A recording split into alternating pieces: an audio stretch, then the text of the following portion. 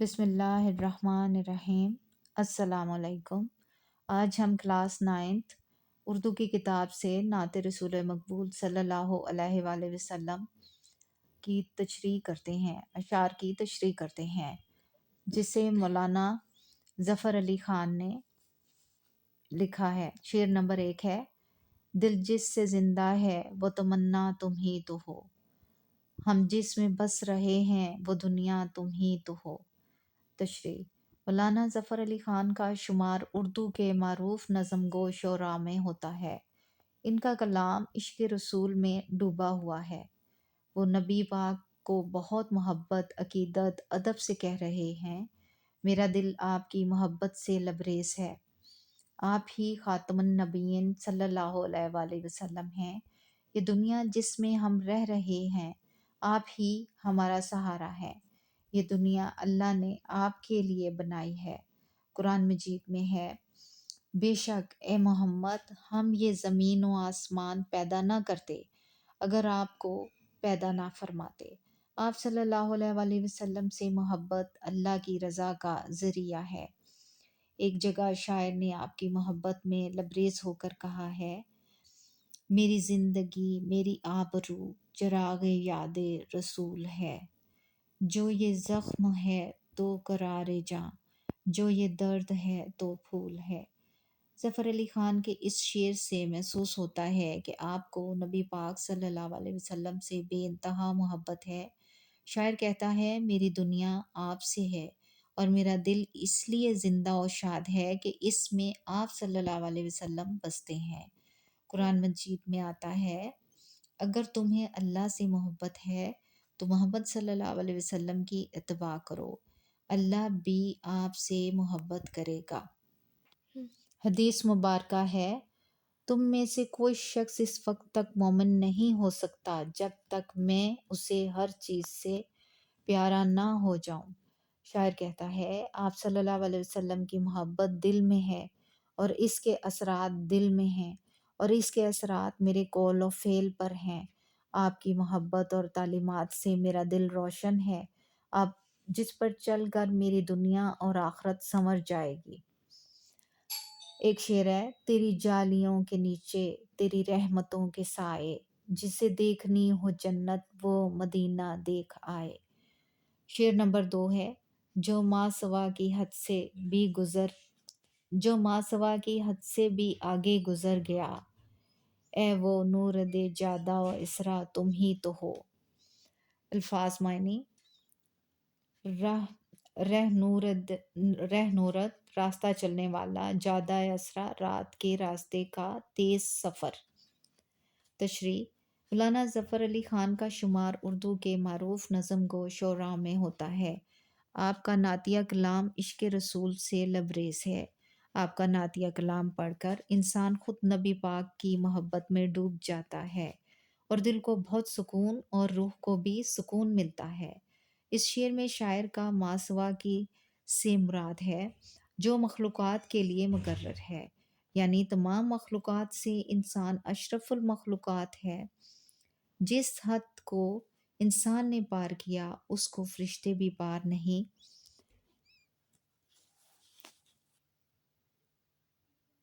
کر سکتے۔ یہاں ہم شب معراج کے واقعے کو موضوع بنا سکتے ہیں کہ نبی پاک صلی اللہ علیہ وسلم انسانوں کی دنیا کے اصولوں سے بالکل آزاد ہو گئے۔ آپ کو اللہ نے وہ مقام عطا کیا جہاں فرشتے بھی نہیں پہنچ سکتے۔ ایک شاعر کہتا ہے: خدا کی عظمتیں کیا ہیں محمد مصطفیٰ جانے، مقام مصطفیٰ کیا ہے محمد کا خدا جانے۔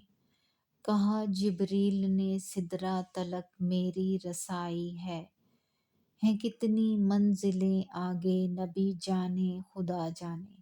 شاعر کہتا ہے: انسان بشر ہے، اس کی حدود ہیں، یہ ایک حد سے آگے نہیں جا سکتا۔ انسان چاند پر گیا، مریخ پر گاڑی بھی بھیجی، یہ کہکشاؤں کو ہبل سے دیکھ پاتا ہے، اس سے آگے اس کی رسائی ختم۔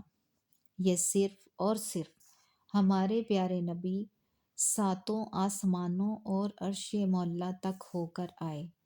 سدرۃ المنتہا پر فرشتے نے کہا، یا رسول اللہ صلی اللہ علیہ وسلم، میں آگے نہیں جا سکتا، میرے پر جل جائیں گے۔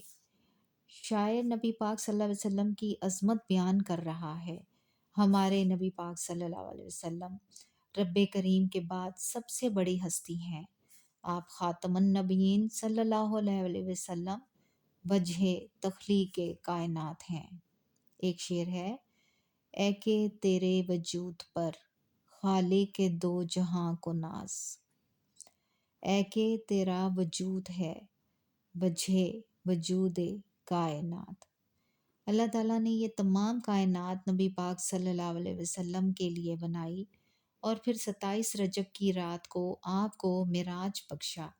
سدرۃ المنتہا سے یہ صرف اور صرف اللہ تعالیٰ جانتے ہیں، اور اللہ کے پیارے رسول حضرت محمد مصطفیٰ جانتے ہیں۔ اس پوری کائنات میں یہ اعزاز صرف ہمارے نبی کو حاصل ہے، جہاں کوئی بشر نہ جا سکا۔ اللہ نے آپ کو وہاں کا سفر کرایا۔ شعر نمبر 3۔ گرتے ہوں کو تھام لیا جس کے ہاتھ نے، اے تاجدار یثرب و بطحا تم ہی تو ہو۔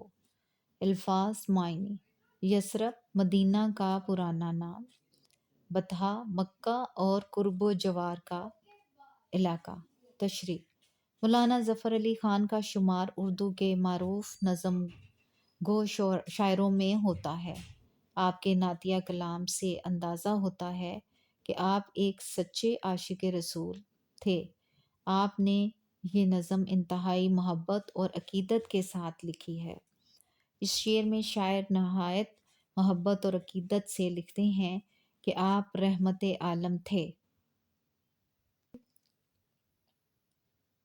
اس شعر میں شاعر نہایت محبت اور عقیدت سے لکھتے ہیں کہ آپ صلی اللہ علیہ وسلم رحمت عالم تھے، محسن انسانیت تھے، رحم دل تھے، مددگار تھے۔ آپ صلی اللہ علیہ وسلم کے رتبے سے بڑا اس کائنات میں کسی کا رتبہ نہیں۔ آپ صلی اللہ علیہ وسلم کی نبوت سے پہلے انسانیت ناپید تھی، دنیا جہالت کا شکار تھی، کوئی برائی ایسی نہ تھی جو اس دنیا میں موجود نہ ہو۔ آپ صلی اللہ علیہ وسلم دور جہالت میں ہدایت و رحمت اور نور کا سرچشمہ بن کر آئے۔ آپ کے آنے سے جہالت کے اندھیرے ختم ہوئے۔ ایک شعر ہے، وہ نبیوں میں رحمت لقب پانے والا، مرادیں غریبوں کی بھر لانے والا۔ ہمارے نبی پاک صلی اللہ علیہ وسلم تمام جہانوں کے لیے رحمت بن کر آئے، خواہ وہ انسان ہوں، چرند ہوں، پرند ہوں۔ آپ نے ہمیشہ غریبوں کی مدد کی، ضرورت مندوں کی مدد فرمائی۔ آپ کے در سے کبھی کوئی سوالی خالی ہاتھ نہیں گیا۔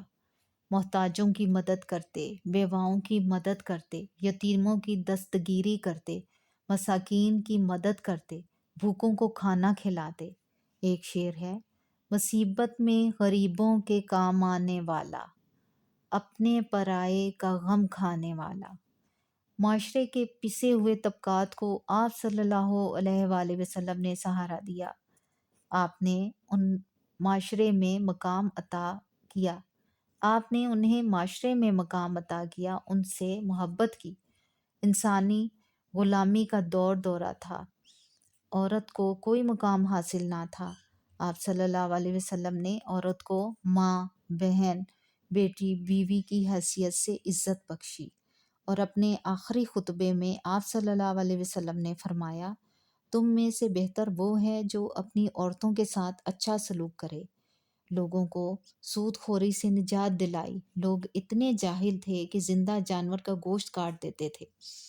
آپ نے منع فرمایا اور فرمایا جانوروں کے ساتھ اچھا سلوک کریں، ان کا خیال رکھیں، بڑوں کا ادب اور چھوٹوں پر رحم کرنے کا حکم فرمایا۔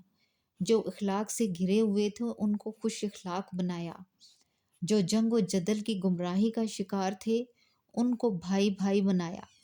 آپ صلی اللہ علیہ وسلم نے قیامت تک کے لیے انسانیت کو زندہ رہنے کے اصول بتائے، اخلاق بتائے۔ آپ صلی اللہ علیہ وسلم نے اپنے سخت سے سخت دشمن کو معاف کر کے انسانیت کو بتایا کہ بدلہ لینے سے معاف کرنے والا زیادہ طاقتور، بلند اور عزت والا ہے۔ آپ نے انسانیت کو محبت سے جینا سکھایا۔